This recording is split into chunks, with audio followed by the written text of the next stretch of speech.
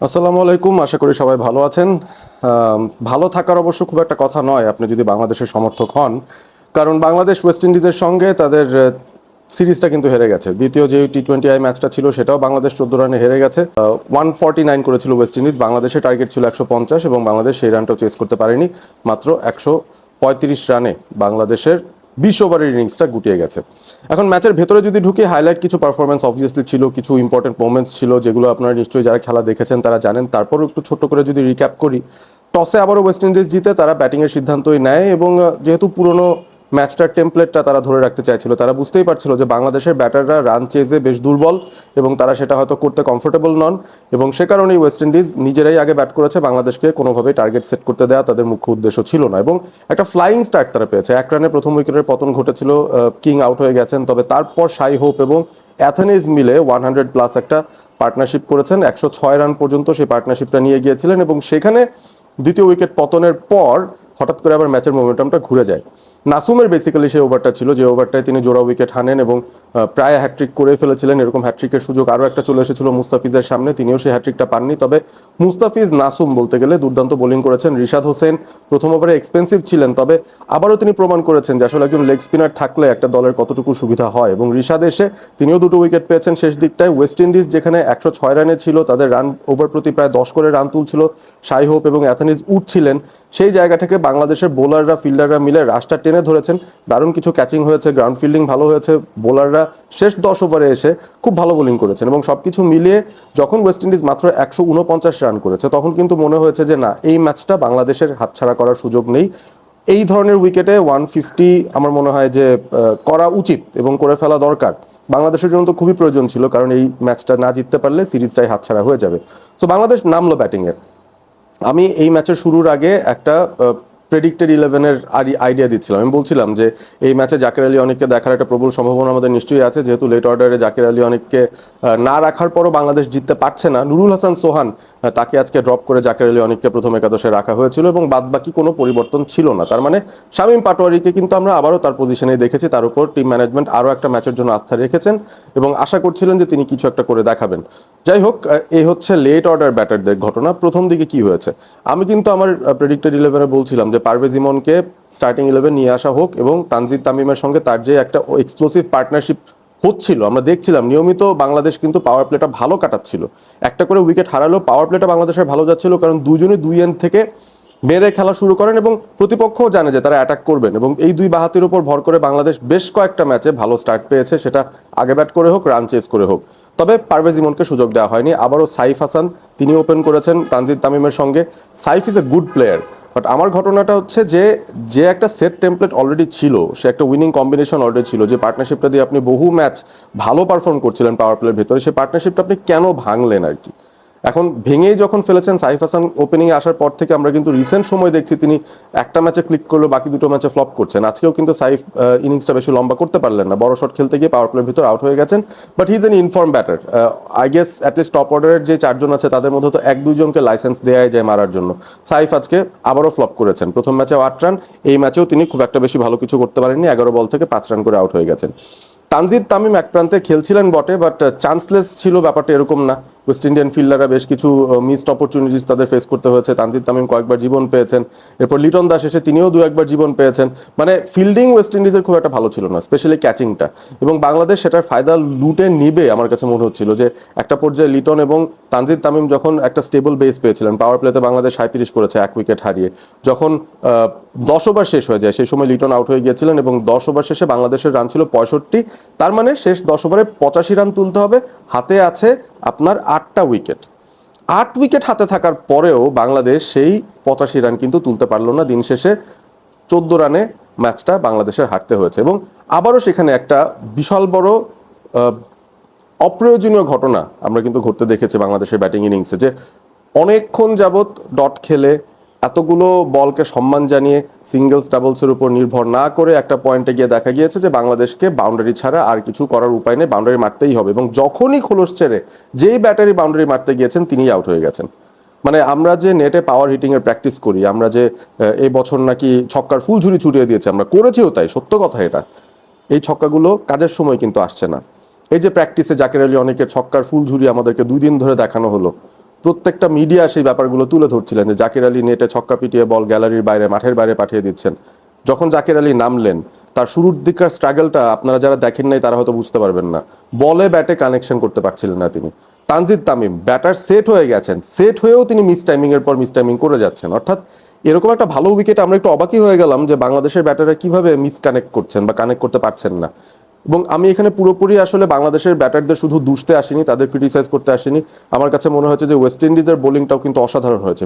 এই দুটো ম্যাচ ধরেই তাদের অসাধারণ বোলিং হয়েছে, এবং স্পেশালি জেসন হোল্ডারকে নিয়ে আসা এই টি-20 টিমটাতে, তিনি অসাধারণ একজন বোলার, খুব ভালো ফর্মে আছেন, ছন্দে আছেন। যেভাবে তিনি আসলে বল করেছেন, মারার মতো তেমন ডেলিভারি দিচ্ছেন না, ব্যাটারে চেষ্টা করেও রান তুলতে পারছেন না। ডেথ ওভার্সেও দারুণ বল করেছেন, নতুন বলেও ভালো বল করেছেন। শামীম পাটোয়ারি যখন ছিলেন ক্রিজে, তখনও মনে হচ্ছিল যে না, অ্যাটলিস্ট শামীম জাকের দুজন এখনো আছেন। 3 ওভারে আমাদের মোস্ট লাইকলি 33 রান দরকার ছিল, সেই জায়গাটাতেও শামীম এবং জাকের ক্রিজের মধ্যে ছিলেন। শামীমকে একটা দুর্দান্ত ইয়র্কারে তার অফ স্টাম্পটা উড়িয়ে দিলেন জেসন হোল্ডার, এরপর নাচানাচি শুরু করলেন, তার যেই ড্যান্স মুভ সেগুলো দেওয়া শুরু করলেন।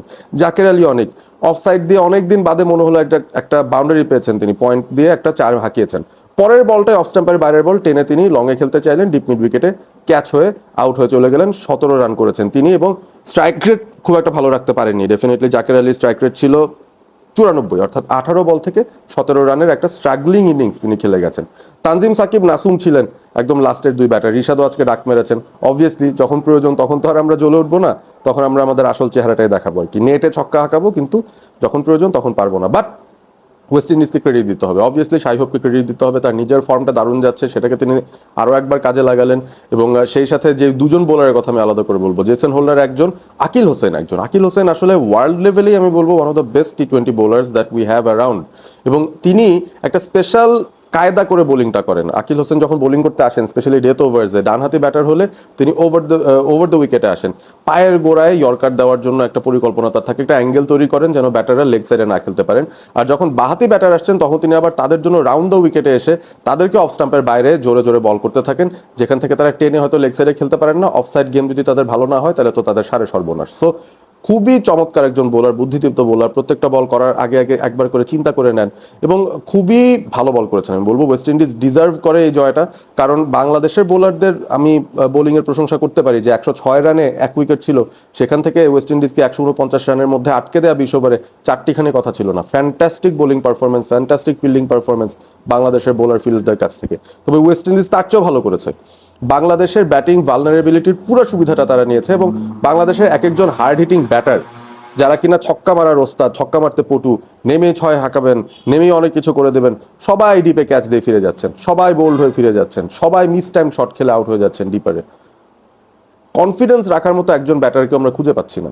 সাইফ হাসান যেদিন ক্লিক না করেন, বাংলাদেশ ম্যাচ জিতছে না, সেটা কিন্তু একটা বড় প্রমাণ আমরা কিন্তু এই ম্যাচেও আবার দেখলাম।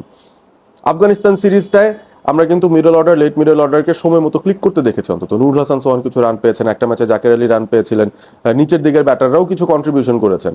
এই সিচুয়েশনটায় ওয়েস্ট ইন্ডিজের এই বোলিং এর এগেনস্টে, ভালো একটা ব্যাটিং উইকেটে, খুব বেসিক বোলিং এর এগেনস্টে বাংলাদেশের ব্যাটাররা কিন্তু ক্লিক করতে পারেননি, এবং এটা নার্ভাসনেস হতে পারে, এটা চাপ হতে পারে। ওই তো যখনই চাপ আসে আমাদের উপর, যখনই আমরা ফেভারিটস তকমাটা পাই, তখনই আমরা হেরে যাই। ঘটনার আরও একবার প্রমাণ আমরা কিন্তু পেয়ে গেলাম এই ওয়েস্ট ইন্ডিজ সিরিজে। আরও একটা মাত্র ম্যাচ বাকি রয়েছে, এবং সেই ম্যাচেও বাংলাদেশ জিতলেও কোনো লাভ নেই। তবে বিষয়টা হচ্ছে, ভুলগুলো যা হওয়ার সেগুলো এখনই বোধহয় হয়ে যাওয়া ভালো, কারণ বিশ্বকাপ আসতে আরও কিছুটা সময় রয়েছে। এখনও এই যে সমস্যাগুলো রয়েছে আমাদের ব্যাটিংয়ের, সেটা সলভ করার একটা চেষ্টা অন্তত করা যেতে পারে। বিশ্বকাপকে সামনে রেখে অতি শীঘ্রই বাংলাদেশের একটা ব্যাটিং কনসালটেন্ট, একটা মনস্তাত্ত্বিক, একটা মনোবিদ আমার মনে হয় সাথে নিয়ে রাখা দরকার। এই দুজনকে এমপ্লয় করা দরকার ইমিডিয়েটলি, যেন এখনই ব্যাটারদের মনস্তাত্ত্বিক জায়গাগুলো নিয়ে কাজ করা শুরু হয়ে যায়। কারণ ব্যাপারটা এমন নয় যে তারা মারতে পারেন না, ব্যাপারটা এমন নয় যে তাদের স্কিল নেই, প্রেসারে পড়লে সেখান থেকে কিভাবে বের হয়ে আসবেন সেই ব্যাপারটা কিন্তু এখনো তারা রপ্ত করতে পারছেন না। ঘরের মাটিতে ওয়েস্ট ইন্ডিজের সঙ্গে একটা সিরিজ হারতে হলো, আমরা তাদের ঘরের মাটিতে গিয়ে তাদের 3-0-তে হারিয়ে আসি, নিজের ঘরের মাটিতেই আমরা তাদের সঙ্গে প্রথম 2টো ম্যাচ হেরে গেলাম। ভেরি আনফর্চুনেট, কিন্তু এটাই সত্য। এবং তৃতীয় ম্যাচের আগে আমি জানি না পার্সোনালের ভিত্তিতে কি পরিবর্তন হবে, কারণ বাংলাদেশ ক্রিকেট বোর্ড আবার প্রথম 2 টি-20 আইয়ের জন্য কিন্তু দল ঘোষণা করেছিল। তৃতীয় টি-20 আইতে স্কোয়াডে পরিবর্তন আসতে পারে, বাট কারা আসবেন তাও জানি না, কারণ হংকং সুপার সিক্সার্স নামের একটা টুর্নামেন্ট হবে, সেই টুর্নামেন্টের জন্য আকবর আলী, আবু হায়দার, রনি, মোসাদ্দেক হোসেন সৈকত, তোফায়েলদেরকে অলরেডি পাঠিয়ে দেওয়া হয়েছে। পাইপলাইনে কারা আছেন, ইয়াসির আলী রাব্বি থাকতে পারেন, তাকে একটা কনসিডারেশনে রাখা যেতে পারে। আমি জানি না তাকে ড্রাফট করে ভিতরে নিয়ে আসা হবে কিনা মিডল অর্ডারটা সমৃদ্ধ করার জন্য। Let's see. লিটন দাসকে আসলে ফর্মে ব্যাক করতে হবে। তিনি অসুস্থতা কাটিয়ে বা ইনজুরি কাটিয়ে ফিরেছেন, তবে মনে হচ্ছে না যে তিনি পুরোপুরি এখনো সেই মোডে আছেন যেখানে তিনি আসলে দলকে এক হাতে জিতিয়ে দিতে পারবেন। এবং সবচেয়ে বড় পানিশমেন্ট পাওয়া উচিত যিনি সবচেয়ে বেশি রান করেছেন, তানজিদ তামিমের। এই রান করার পর, এই সিচুয়েশন আসার পর, ম্যাচটা 10 রান করে লাগে প্রতি ওভারে, 4 ওভার বাকি আছে, আপনার ম্যাচটা জিতিয়ে বের হওয়া উচিত ছিল। তিনি একটা বিশাল বড় ভুলই করেছেন বলতে গেলে। এত লম্বা একটা ইনিংস খেলার পর একজন ক্লাস ব্যাটারের এই ম্যাচটা বের করে আনা উচিত ছিল। I would really want him to do it next time যদি করেন। শ্রীলঙ্কার এগেনস্ট একটা করেছিলেন, খুব ভালো লেগেছিল সেই ম্যাচটা। রিপিটেশন করতে হবে, কনসিস্টেন্টলি এই কাজটা করতে হবে। রান পেয়েছেন, খুব ভালো কথা। জয়ে কোনো কন্ট্রিবিউট করতে পারেননি এই রান করেও, এ কারণে এই রানের আসলেই কোনো ভ্যালু নেই। দেখা যাক তৃতীয় ম্যাচে Bangladesh result wise turn around করতে পারে কিনা, বাট পারফরমেন্সটা আজকে বাংলাদেশের একেবারেই ভালো ছিল না। গুড কামব্যাক বাই দ্য বোলারদের খুব একটা দোষ আমি দেখি না সেখানে। ব্যাটাররা আরও একবার ব্যর্থ হলেন বাংলাদেশের পক্ষে। আপনারা কমেন্ট করে জানিয়ে দেবেন আপনাদের কাছে কি মনে হয়েছে, ম্যাচের কোন মোমেন্টগুলোকে টার্নিং পয়েন্ট মনে হয়েছে জানিয়ে দিতে পারেন। স্কোয়াডের কোনো পরিবর্তন সামনের ম্যাচগুলোতে আসার প্রয়োজন কিনা সেটাও জানিয়ে দিতে পারেন। ব্যাটারদের আসলে কি সমস্যা হয়েছে সেটাও আপনারা কমেন্ট করে জানিয়ে দিতে পারেন যে আপনাদের কাছে কি মনে হয়, কি প্রবলেম ফেস করছেন ব্যাটাররা এই মুহূর্তে। সাবস্ক্রাইব করবেন অল স্পোর্ট এবিপি। ভালো থাকবেন সবাই।